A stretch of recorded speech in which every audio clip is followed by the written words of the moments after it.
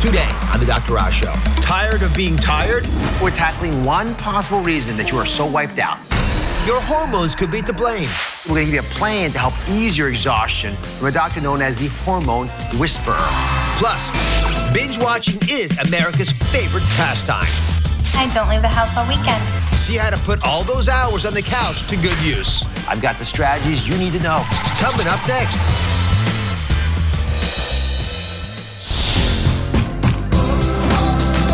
We'll save lives today. You guys ready to get healthy?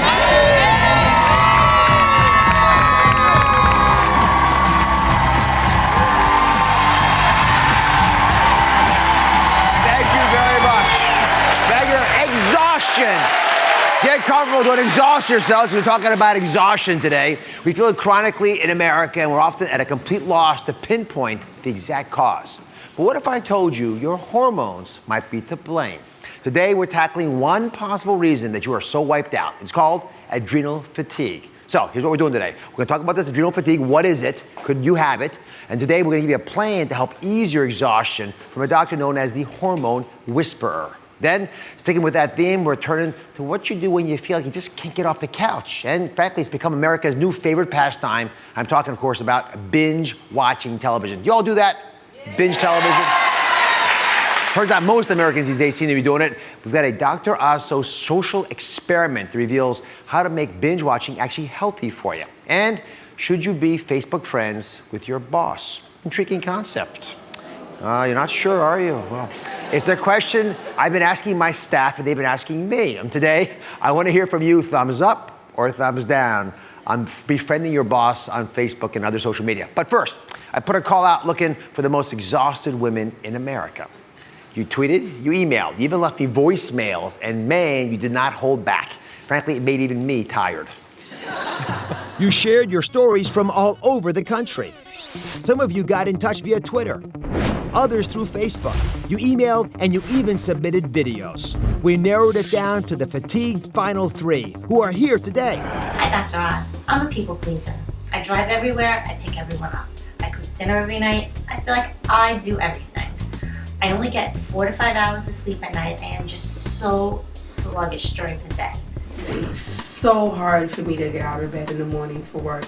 My days consist of anywhere between 8 to 16 hours a day, 2 to 3 days out of the week.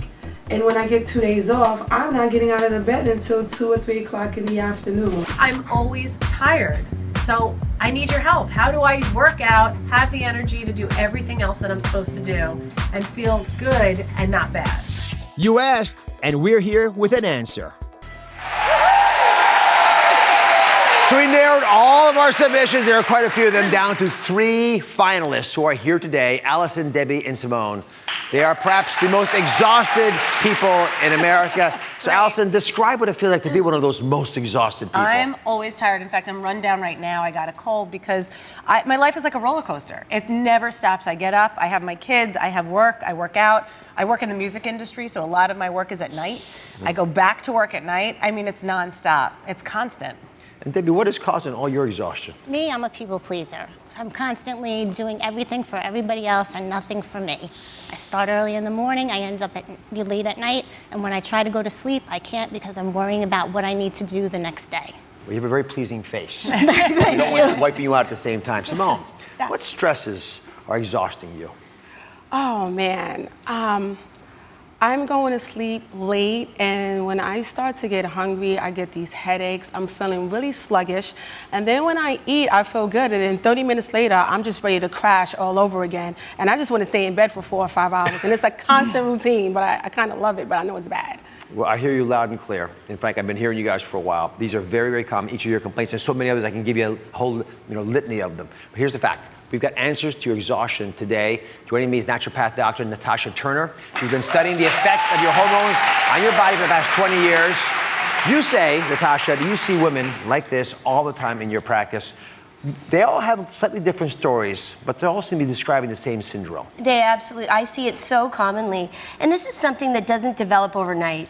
It takes years of chronic stress, chronic multitasking, putting extra demands on your body to increase levels of cortisol, your long-term stress hormone. And eventually what happens is your body just cannot keep up with the demands. So this is a late stage condition.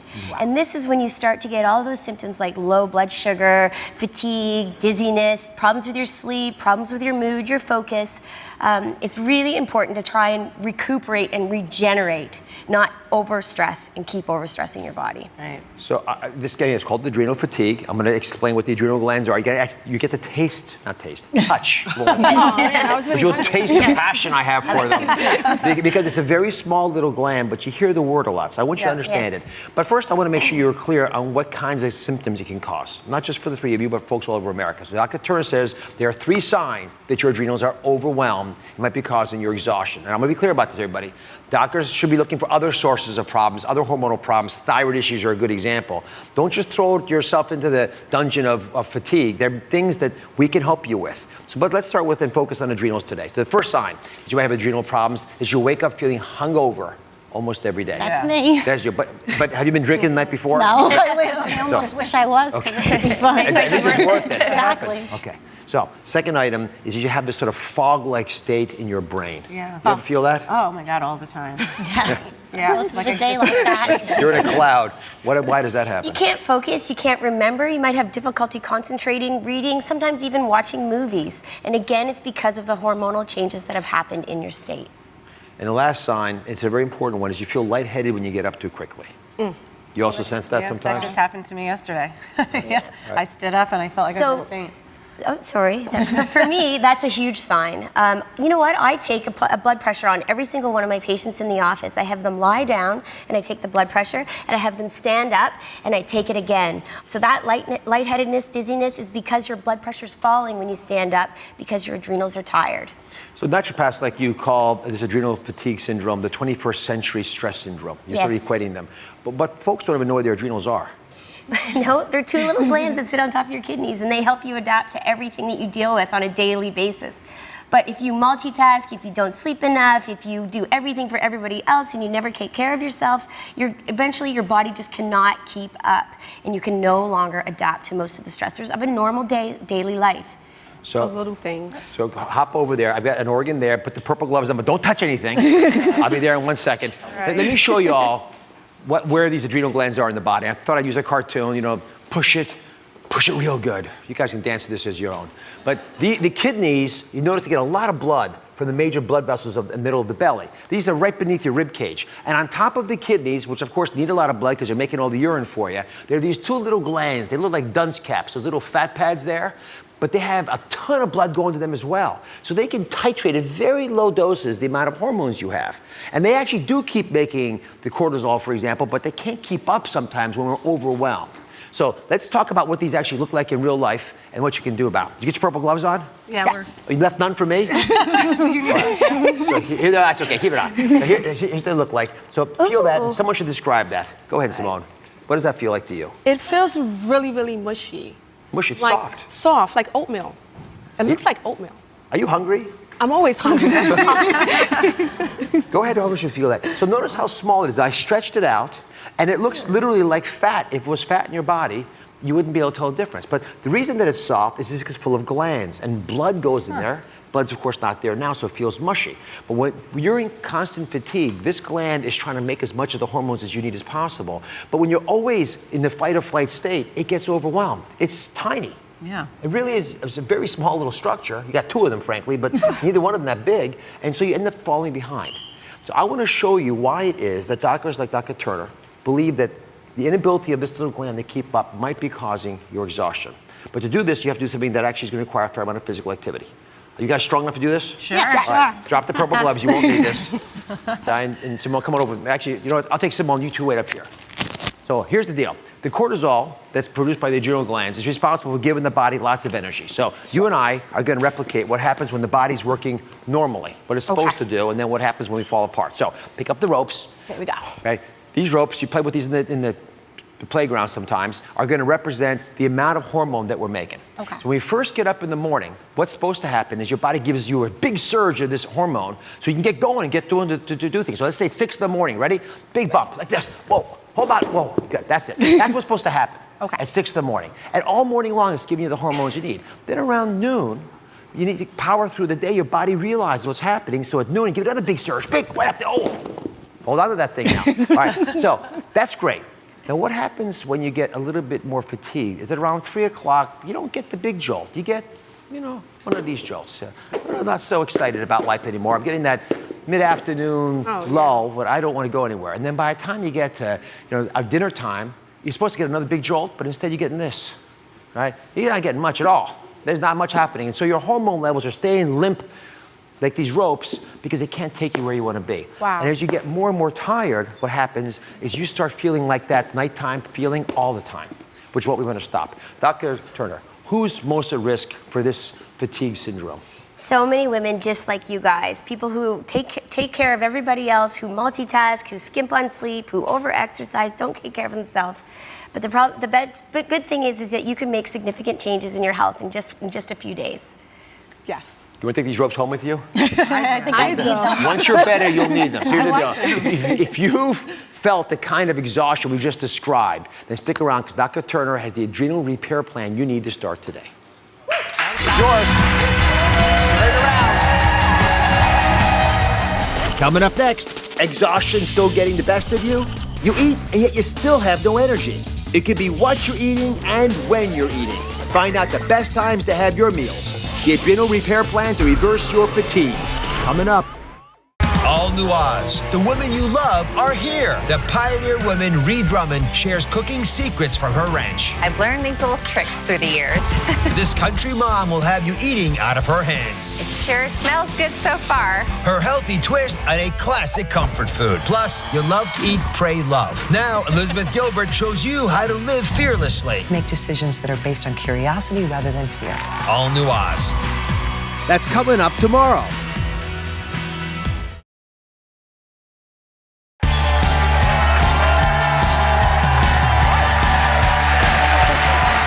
We're talking about adrenal fatigue, and naturopath Dr. Natasha Turner says if you follow her plan, you can reverse your exhaustion.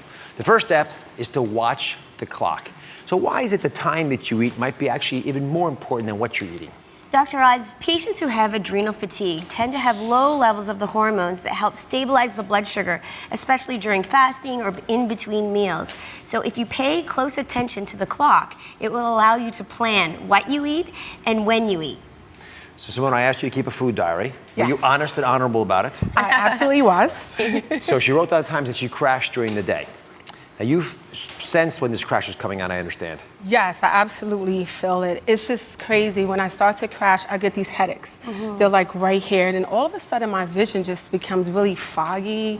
And I'm feeling really just frustrated and groggy and angry. And I'm getting these little shakes. Hangry. Yeah. Angry, yes. And it's just so much. And I know that I'm about to crash. So what is wrong with the way Simone is eating that might be causing her to, not just to be exhausted, but have this hangry sense that you're describing? Well, I mean, it's common for us to experience fluctuations in blood sugar. And then naturally, you kind of want to go for sugar. But that's really the worst thing you could eat at that time because all it does is give you a temporary spike.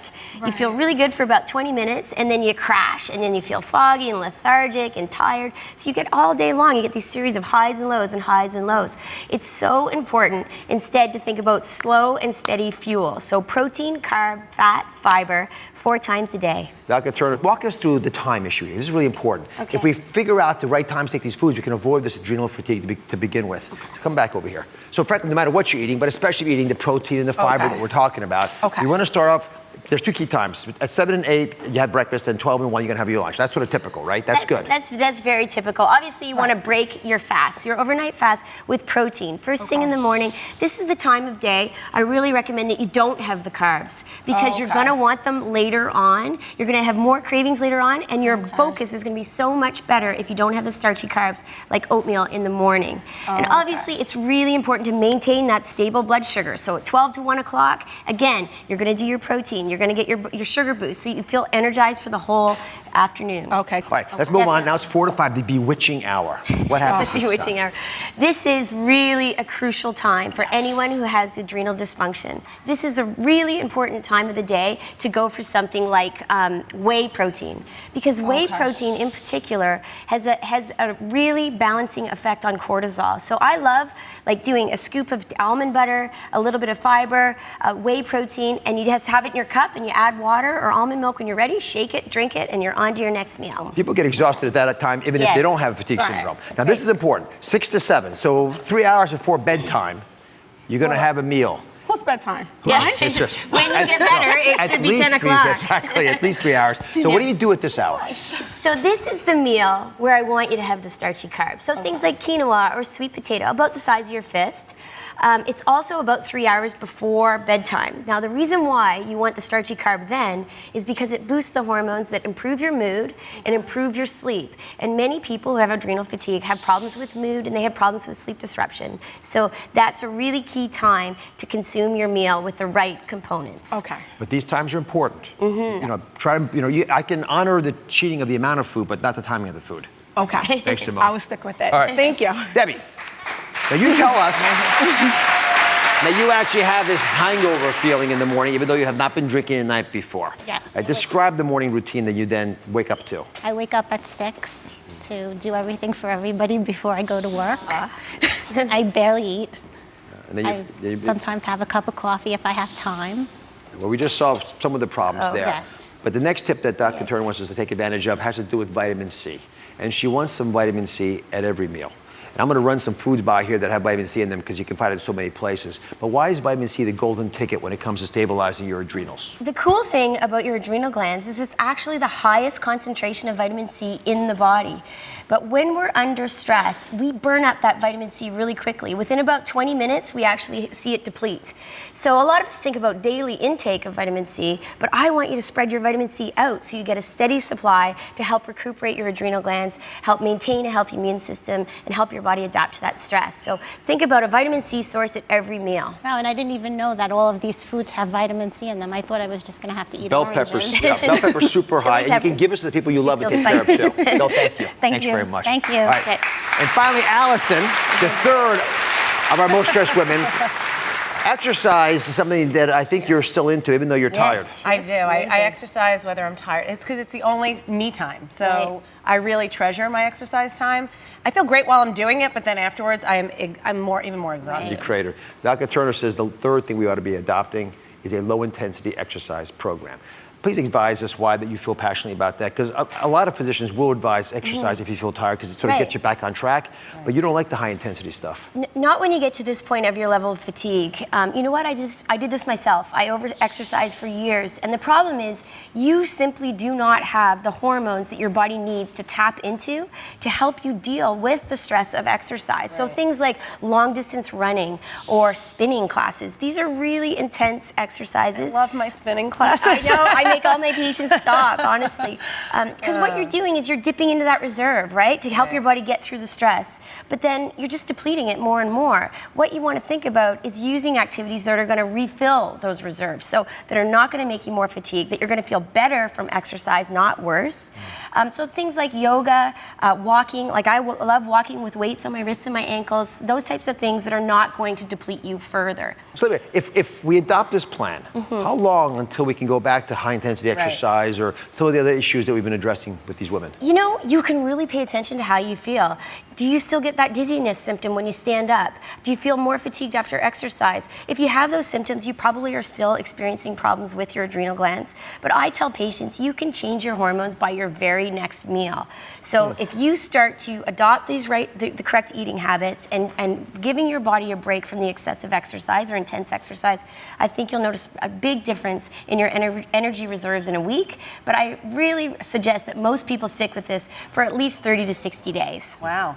Thank you for sharing all your wise advice. I appreciate it. You can find bonus steps to Dr. Turner's Adrenal Repair Plan by visiting DrOz.com. When we come back, the person who might be causing your stress and fatigue. It's your boss. That's next.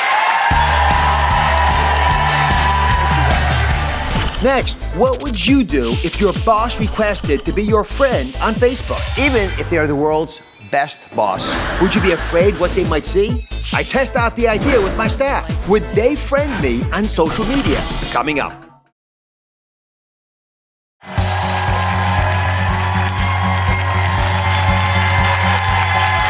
Today's conversation. Should you be Facebook friends with your boss, even if they are the world's best boss? I give these to my staff all the time. They always use them. They have no choice. All right, who has befriended their boss on Facebook? Hands up there. Oh, no. So let me be honest here. You can hold there a second. Did you do it because you had to, or did you actually want to be their friend? No, I actually love my boss. You do? Yeah, she's really cool. She's fun to be around, easy to get along with, and we're like friends. We're like almost sisters. You're just saying that because she can see you now. No. All right. Let me ask, who has had a problem where their boss wants to befriend them and they're not sure they want to do it yet? Oh, we have one over here. Pray tell. So what happened? So my boss added me on Facebook. It took me at least 2 weeks to finally add him because I was like super concerned about why he was doing it in the first place. But now we're friends. But now I feel pressure to like keep things kind of censored a little bit. And also part of our job is promotion as well. So I feel like I have to like do more promoting to my friends on work about our work. And so it's not quite the same Facebook page. It's not the same anymore. All right. And have you told him this? No. I said, hi. Now we know. So who wouldn't accept, you wouldn't accept a friending notice from your boss? Yes, absolutely not. Sometime I want to take a day off and call in sick. I'm at the mall shopping and stuff. Absolutely not. And then guess what? Oh, you was at the mall. You supposed to be sick. That's a problem. All right. Now, I heard rumors that some of you actually have already not done this. I heard you might be one of them. What are you afraid that your boss might see if you were to accept their friending request? Actually, it's not even that I'm afraid. I love my bosses. I have a good work relationship. However, I think I like to keep my private, personal life separate than my work life. I give all of myself during my work day. Right. After work is done, I want that separate life. So it's a principle. Yeah. There was a show one time. Yes.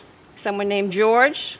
He didn't want the worlds to collide. No. I kind of feel the same way. Okay, that's right. All right. So here's the thing. This is all a preamble because I actually was curious about why my staff wasn't accepting my Facebook friendly request. So follow me up. Let's go upstairs to the command control to find out what it is about my request that's turning them off. You haven't met a lot of these people, but you'll find out why I want to keep tabs on them a little bit. All right, I'm running off. Stay with me, guys. All the way upstairs.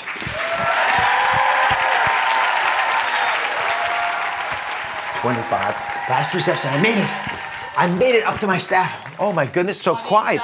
So quiet here. So, Amy, since you run the show here, please hold this. If I have requested you to friend me on Facebook, what is holding you back from saying yes? We are friends on Facebook, but I'd like you to like the pictures of my kids a little more often. You must be under an alias. Stacey, what do you think? I don't know. I'm afraid you're going to look at the food I'm eating on Facebook. Andrea? I think it depends on your relationship. Like Amy and I are friends because we have a shared work history together. So I think it depends on your relationship and your history with somebody. You don't think I deserve to be able to keep tabs on people I work with so closely and see what they're up to, what time to go to bed at night, and what they're eating? We're with you too many hours of the day. When we go home, we want to have our French fries. All right, now you see the problem that I have. What I really want to be able to do is figure out why it is that they're not focusing on everything I'm doing. And I think because many of them are actually binge-watching television, which is coming up next. I want to find out how hooked everybody is on binge TV, and is it really good for your health? That's next. Stay with us. Next, it's America's new favorite pastime, binge-watching TV. I don't leave the house all weekend. But is all that endless viewing doing damage to your health? Can't hold it anymore. Bathroom break. I'm going to show you how to make it healthier. Coming up. The Pioneer Woman shares cooking secrets from her ranch. I've learned these little tricks through the years. Plus, Eat, Pray, Love author shows you how to live fearlessly. Make decisions that are based on curiosity rather than fear. All new Oz. That's coming up tomorrow.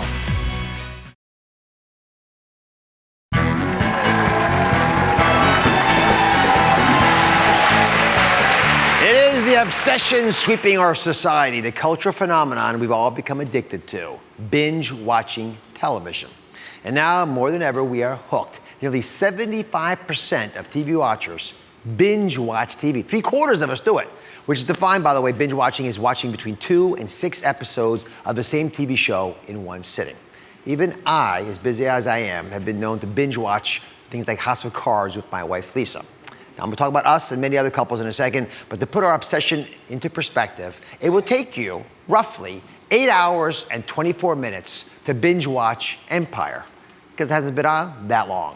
But if you want to go to House of Cards, a couple seasons there, it's a full day and 11 hours, plus 45 minutes, to binge on House of Cards. And of course, Grey's Anatomy, which we all love, 6 days and 20 hours in a row to binge watch Grey's Anatomy. Now, can you imagine sitting in one place for this many hours?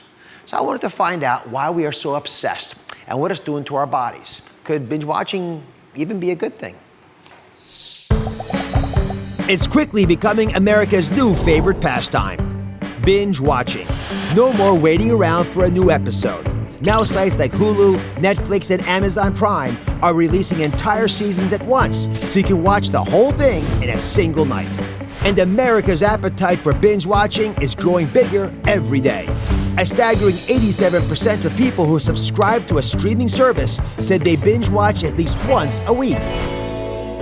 I am obsessed with binge watching Seinfeld. My favorite show to binge watch is Modern Family.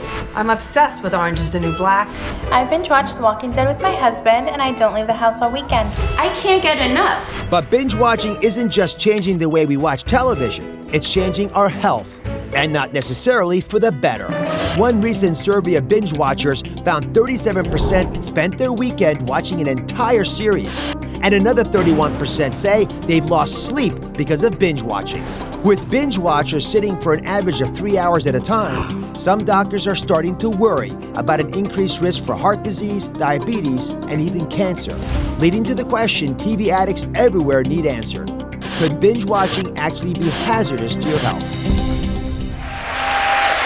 For some, it may almost seem therapeutic to binge on TV. So, to find out, I conducted a social experiment to see how many hours of TV watching affects your sleep, habits, your moods, and how you socialize. Take a look. Hi, I'm Kyle McBride. I'm April McBride. I love my wife. I'm committed to her. Been married for 18 years. But I have this one love affair outside of our marriage, and it's binge watching. I'm watching Lost, Walking Dead, Game of Thrones, Under the Dome, The Killing, The Following, Game of Thrones, Scandal, How to Get Away with Murder, Sopranos. Come on. Come on. Breaking Bad, The Borgias, Revenge, Game of Thrones, did I say that? Sesame Street.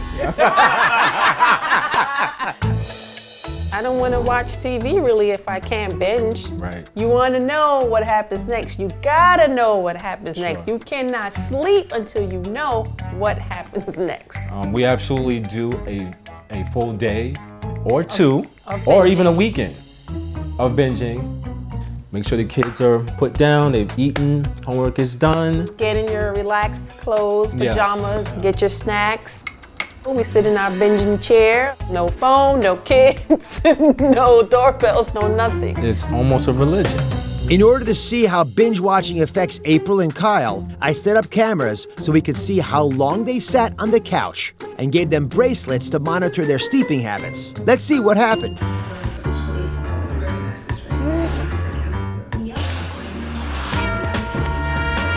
OMG. Bathroom break.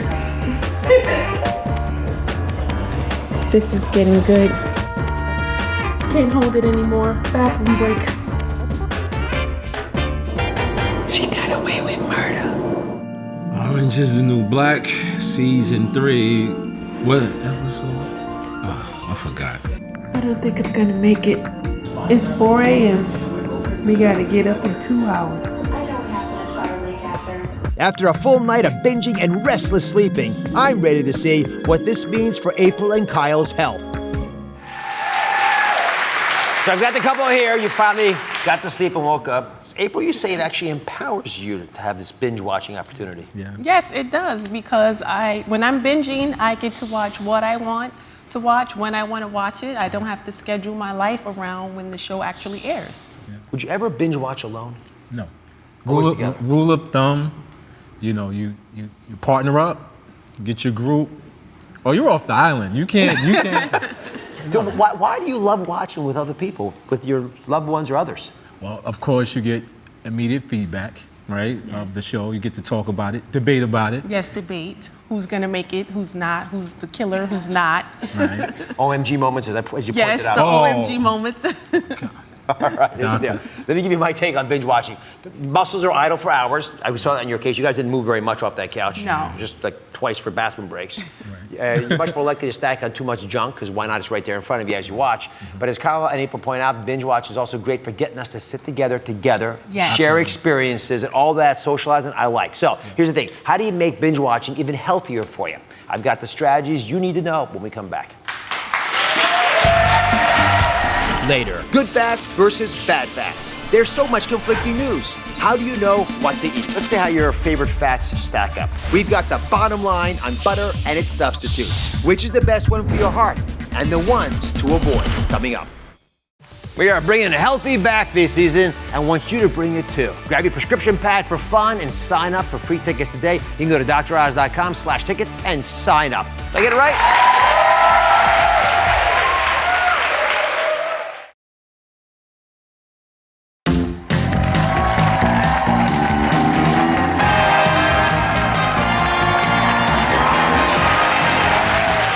We're going to binge watch the Dr. Oz show. Here with April and Kyle took part in my binge watching social experiment are Aaron and Lance, who also admit to binge watching their favorite shows. So Aaron, why do you like to binge watch with your husband? It's one of our favorite things to do. You know, when he's at work, I'm at home doing, taking care of the kids, and it's our time to bond. You know, it's like we get to talk about the shows and we get all into it. We're like, oh my God, that can't happen, So it's great. It's so much fun. So despite your intense desire to watch together, there are some concerns I've always had about binge watching. And it gets a bad rap, but there are some benefits. Let's talk about those for a second, then we're going to tackle the problems. First off, it does provide a necessary distraction from difficult times in our lives. It enhances social media interaction. We just heard that already from April. So to both of you, when you're doing this stuff, are you engaging with the people in your lives? Talking to your family at all? April, for example? Sometimes we bring my daughter in if we're watching something that's age appropriate. Sure. Like me and her were binging on Revenge and Loss. So that's a good bonding moment. How old's your daughter? She's 16. Oh, 16. 17. Oh, she's like 4 watching Lost. Right. No. Okay, here's how to make your binge watching experience a little healthier. Rule number 1, you got to build a binge watching fitness plan. Here's how it works. For every glass of whiskey you see on Mad Men, you got to do 5 jumping jacks. Every time a character that you adore in Game of Thrones is killed off, 5 jumping jacks. Oh man, that's right? That's a fair amount of exercise for both those shows. We're going to start right now on the show. Every time you hear the word healthy, we're all going to do, let's say, 5 jumping jacks. Is that fair enough? Sure. That'll keep you in shape. All right, so you also want to avoid the nonstop binge by taking care of your snacks. So rule number 2 is to eat on, eat off. You're going to alternate. So you want to, this is a big problem for so many folks because that food's right there in front of you and it looks so fantastic. So when you're eating a healthy snack in one episode, you can alternate and eat an unhealthy one for the next episode. But I said the word healthy, didn't I? You did. Oh, wow. All right, 5 jumping jacks. You guys do them. Come on, I'm talking. I can't do them 1, 2, do them all. Oh, okay. I like that. Very well done. So Lance, as you get comfortable. Mind? Yeah. You have a healthy snack. Oh, I said healthy again. Wow. Good job, Kyle. You don't have to do it every time. Listen, I'll torture them. Every other time I say healthy, you got, I said healthy. No. Every other time, every third time I won't say the word, I say that word, you got to do them again. Snacks, what do you normally have? Oh, Dr. Oz, I'm bad. Usually ice cream, cookies, Twizzlers, chocolate-covered raisins. You really hit the gamut. Yeah. All right, so from chips now here on, and these are the kinds of snacks I want everyone to have. You have, chickpeas, which are fantastic. You can get, sweet potato chips. You can get frozen grapes. Literally, these are just grapes put in the freezer, which are better than the ice cream you normally would get. And those, actually, when you have in the other episode time frame, you can actually take those in without hurting yourself too much. Again, making binge a little bit healthier. When you guys sit for long periods of time, do you ever get sore? Mm-hmm. Oh, yeah. Yeah. So that's what we're going to change also. From now on, rule number 3 is tackle the household task between episodes. I don't want you lying like 8 hours together, as you were. You sort of melt into the couch when you do that. Sure. So you're going to fold laundry, load the dishwasher. I want you to have a sense of accomplishment at the end of the day. Sure. Rule number 4 is keep the remotes out of reach. So you can actually, and I've been there, literally only move the index finger muscles. So if you put the index finger a little, need a little further away, you have to get up and take those 5 steps. You'll keep going. You'll do the task at hand. You go to the bathroom. At least you won't get thrombosis in your veins from lying in the same place for too many hours in a row. And rule number 5 is to set an alarm to end the binge. Like that. Okay. This is really important, guys. Before you start the binge, set that alarm. I don't care if it's the middle of an episode, it'll give you something to look forward to next time, but a harsh end point, 11 o'clock at night, whatever it might be, where you're not gonna watch anymore, you can pick it up the next day at 9 o'clock or whenever you get time. So what do you think? That sounds great. Sounds like a plan. Sounds good. I'm not taking too much away, it's a compromise. Yeah. It's Healthy. like marriage, you Dude, know? You healthy. gotta- Healthy. As you go out the break, computer shop reaction. Up next, good fats and bad fats. What do you choose? We'll tell you, and it's next.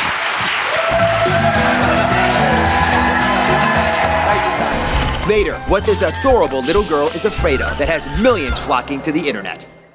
The Pioneer Woman shares cooking secrets from her ranch. I've learned these little tricks through the years. Plus, Eat, Pray, Love author shows you how to live fearlessly. Make decisions that are based on curiosity rather than fear. All new Oz. That's coming up tomorrow.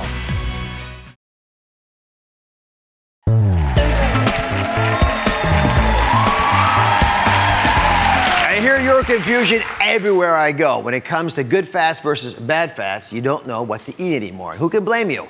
We're caught in the middle of a fat frenzy created by the recent explosion of conflicting news. So I've got 2 ladies, Adriana and Elizabeth, who've got lots of questions about their favorite fats. So Adriana, you got the butter in front of you, so what's confusing you about butter? I love butter, and it is supposed to be bad for me, but all of the news says that butter's back. So now I don't know, should I eat it or should I not? Question lots of folks are asking. Elizabeth, you prefer buttery spreads. What are the concerns for you? Well, Dr. Oz, first, I love the creamy, buttery taste. I love the easy way it spreads on everything. But I did hear that it has a bad rap. And I want to know if it's good to give my family. All right, so fair enough. So let's see how your favorite fats stack up. So Adriana, how much butter do you think you eat in a day? Maybe 2 to 3 tablespoons a day. All right, so let's just talk about what the appropriate amount is. According to at least the American Heart Association, they say that a total amount of saturated fat for the day should be roughly about 16 grams or less of the saturated fat. That's about 2 tablespoonfuls of butter. So you're already past it just with the butter. That doesn't include anything else that you're eating. Interestingly, the buttery spreads, the same amount, 2 tablespoons, has only 4 grams of saturated fat. So it's much easier to abide by the guidelines that the heart docs have if you eat the buttery spread. All right, you, Elizabeth, switched to the buttery spread for, I bet, a bunch of reasons besides taste. Did calories play into it at all? Absolutely. I'm a mom of 4, so anything that I could do to lose some type of weight, meaning cut calories, that's why I changed. And how much better do you think the buttery spread is than butter when it comes to calories? Hard to tell. I say it is hard to tell. I mean, it tastes amazing. Let me help you with this, because it's actually an interesting calculation. So how much butter on average does an American eat? So is it 10 of those big sticks? Is it 15 of those big sticks of butter? No. The average American in a year eats 23 sticks of butter. That much butter. That, my friends, is a lot of butter. And that adds up to 18,600 plus calories every year. Wow. So Elizabeth, the equivalent amount in the buttery spread has only 12,600 calories, plus a little bit. So it turns out that buttery spreads have 30% fewer calories than butter. So your decision was a very wise one if you want to lose calories. Thank you. So I applaud you for that, but I got to say, even though it has a huge advantage for your weight, that's not the reason that I actually think you're making a wise decision. Let me show you why I care about saturated fat. And it all comes down to inflammation. So inside the heart, you've got these big arteries right in the front like that. And let's go inside these arteries that are bringing life-nourishing blood to the body. The blood cells are going through there, but over time, if you get a plaque build up and you have inflammation, a raging fire, the plaque gets irritated and then it begins to pull apart and rupture like that. And when it ruptures, now your body's trying to heal that scar, that scab that forms, blocks off all the blood that's passing through the heart. That leads to a heart attack, it leads to a stroke. This is why inflammation is an issue for me. And the saturated fats in many of the foods we eat, including butter and some of the meats, leads to this kind of a problem, we believe, if you have too much of it. So there's another kind of fat that I want to talk about called trans fats. It can also be a problem with this regard. And it is something that's been in the news a lot. So let's address this. Which of these, regular butter or the buttery spreads has more trans fats in them? Is that why you're not eating it? Yes. Audience, how many people think Adriana is right that the buttery spread has more trans fats? Yeah. So most people think they know that. Although we have the smartest audience in television, it turns out neither of them has any trans fats anymore. They've been changed. So you can look in the back. If you look at them today, they don't have partially hydrogenated vegetable oils anymore, especially the tubs that have the buttery spreads don't have them at all. So I think you're in pretty good shape. In fact, if you look more carefully at the ingredient list while you're there, make sure there's no artificial flavors in there, make sure there's no preservatives. I Can't Believe It's Not Butter is a good example of one that doesn't have any. And I think you should pay attention to those insights because now we know that we actually maybe can have our cake and eat it too. So let's talk about good fats. Obviously, buttery spreads have them. You know I love nuts because they have the healthy fats. The liquid fats, like in the oils, the olive oil is an example. These things, and sunflower oil, they have less of these saturated fats. So they're a good way of getting that buttery taste in your mouth without having to deal with the saturated fat that I was addressing earlier. So Adriana, the big question for you is, would you be willing to switch from regular butter to an alternative? I'd be willing to try, yeah. And what would you make differently? Give me an example of a meal that you might use a buttery spread for instead of the regular old stuff. Oh, I love toast in the morning. Who doesn't? Yes, it's so good with coffee. Yes. And I like to cook fish with butter, so I try that. All right, so I have a deal for you. I want you to take this, I Can't Believe It's Not Butter container. In fact, thanks to our trusted sponsorship partner, I Can't Believe It's Not Butter. These are all yours. It's the least I can do for you. Go make lots of toast and lots of fish. We'll be right back. The search is on. We're looking for a nurse to join our core team of experts to provide wisdom, expert commentary, and advice. If you'd like to nominate yourself or a nurse who's made a difference in your life, go to DrOz.com and click on #NurseSearch. All new Oz. There's two things that people get wrong about the paleo diet. We break down the biggest misconceptions to see if it's right for you. Plus, does shapewear make you eat more or less? All new Oz. That's coming up on Monday.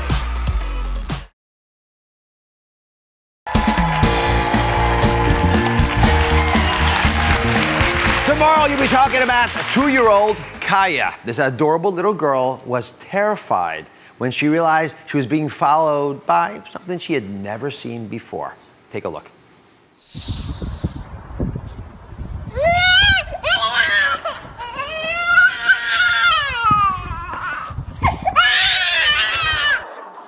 The shadow tracked her down. Peter Pan was afraid of his shadow. That video, my friends, has gone viral, racking up over 5 million views in only a week.